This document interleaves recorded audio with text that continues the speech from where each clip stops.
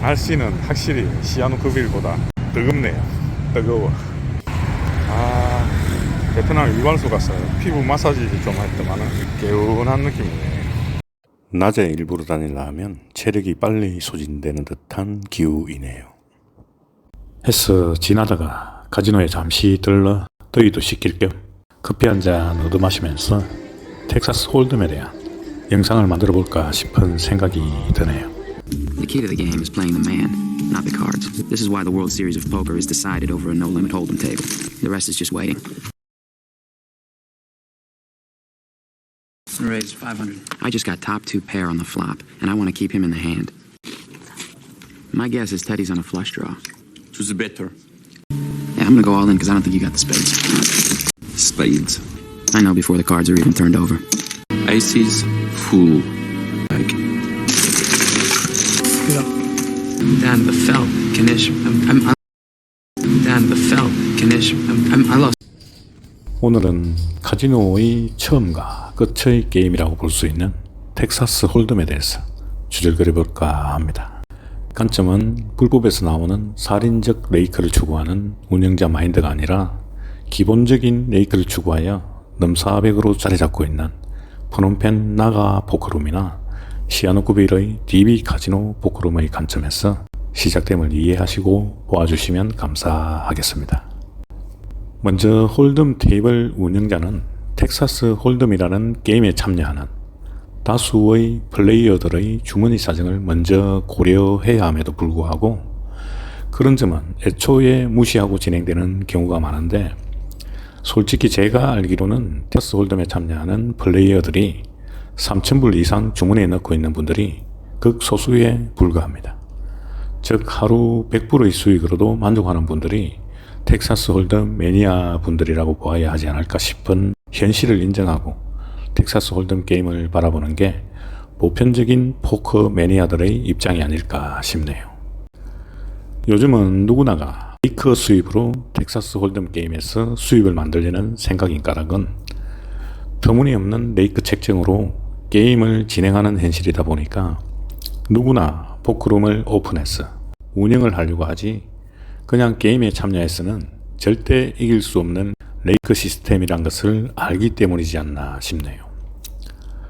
뭐 할 짓이 없어 어쩔 수 없이 참여하는 플레이어들도 있겠지만 결국은 외부의 플레이어들에게 외면받는 방식을 고집하다 보니까 단기 운영에 그치거나 아니면 지들끼리 꼬시래기 지살 뜯어먹는 형식으로 많은 포크룸이 운영되고 있는 것도 현실인가 봅니다.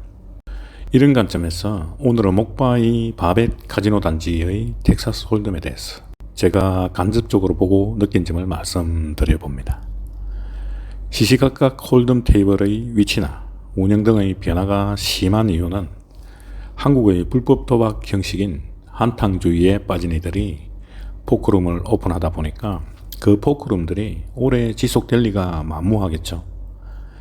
플레이어들의 자발적 참여를 유도하는 시스템이 아니라 살인적 레이크를 추구하는 게 주 목적이기에 눈먼 호구들, 앉아주기를 기도하는 그런 포크룸 운영 방식이다 보니까 절대 장기적으로 전 세계 홀덤러들에게 인정받을 수 없는 포크룸 방식으로 단기 수익을 목적으로 하는 곳이 시아누크빌에도 많은데 목바이 또한 레이크 수입의 목적만으로 포크룸이 운영되는 듯이 보이네요.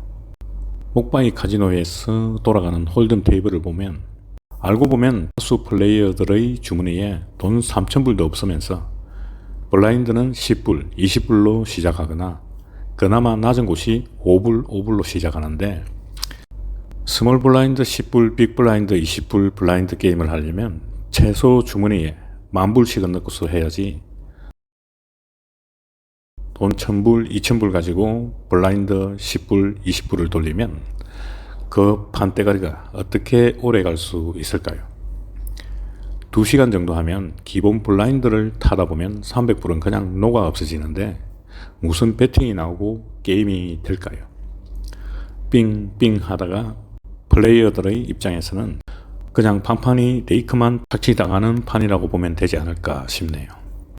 그런 판에 쉽게 앉아줄 플레이어와 오랜 시간 게임을 해줄 플레이어들은 없다는 것을 아직 포커룸 운영자들의 머릿속엔 없는 것으로 보이네요. 즉 다들 주머니엔 스몰 블라인드, 2불, 빅 블라인드 5불 정도 해도 빠듯한 시드머니를 들고서 한 번만 찍으면 된다는 심리와 아 그래 우린 레이크만 착취하면 되는데 라는 심리가 맞물려 서너 곳 돌아가는 곳이 목바이 홀덤 상황인 것 같네요. 한 번 찍어 먹으면 된다. 그 홀덤 테이블에 앉은 사람들 중 어느 누가 그런 생각 없이 앉아서 플레이를 할까요? 그건 누구나 기본적으로 가지는 생각일 것입니다. 운영자 지들끼리 모여서 블라인드만 높여놓고 눈먼 호구 하나 앉아주기를 기도하는 포커룸.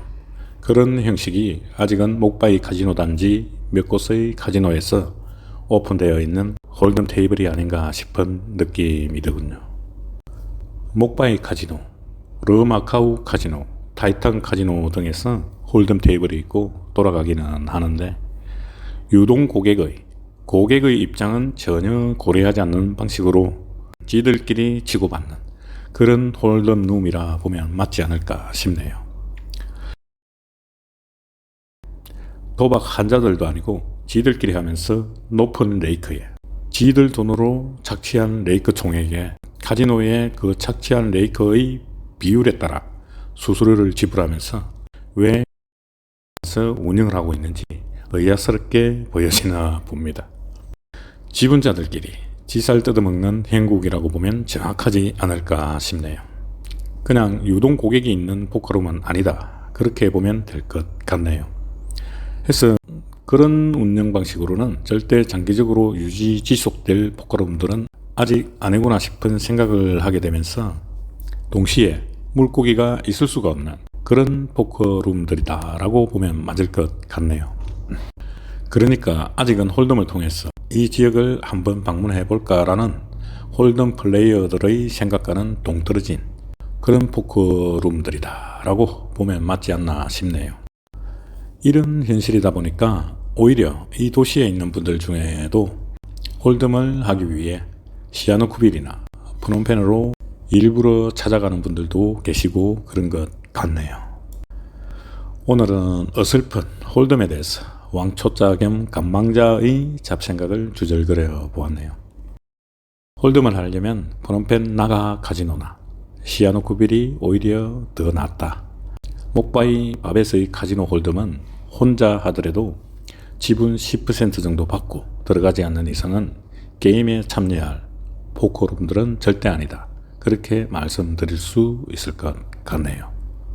하지만 호치민에 계신 분들 중에는 호치민의 위험한 불법 포커룸에서의 캐시 게임을 하는 모험보다는 지리적으로 가까운 합법적인 목바이가 나을 것이고 시아누쿠빌에 계신 분들은 시아누쿠빌이 훨씬 낫고 프놈펜에 계신 분들은 프놈펜 나가 카지노가 레이크면에서는 동남아 최강의 포커룸이 아닐까 싶네요.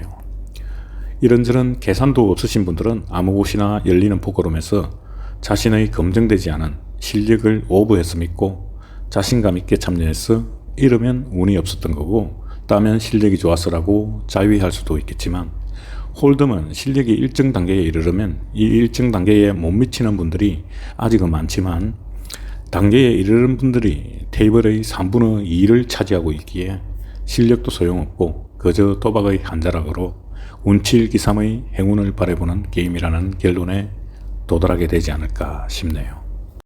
그렇기에 그것을 깨달은 분들이 최종 선택하게 되는 방법이 테이블 운영이고 그러다 보니까 가한 레이크 책정도 나오고 그러지 않나 싶네요. 홀덤은 참여에 앞서 계산이 밝아야 하는 게임이라고 봅니다. 내가 앉을 자리인지 아닌지 그것부터 점검이 되어야 하고 포크룸의 주 목적이 레이크 착취인지 다수의 플레이어 참여를 유도하는 곳인지도 파악해야 하고 그런 다음 자신의 조건에 부합한다 싶으면 홀덤이라는 게임을 즐겨보는 그런 분들이 결국은 홀덤이라는 가벼운 도박에서 오래도록 살아남지 않을까 싶은 생각을 해보면서 오늘의 영상을 마무리합니다. 늘 행운이 함께 하시길 바라봅니다. 감사합니다.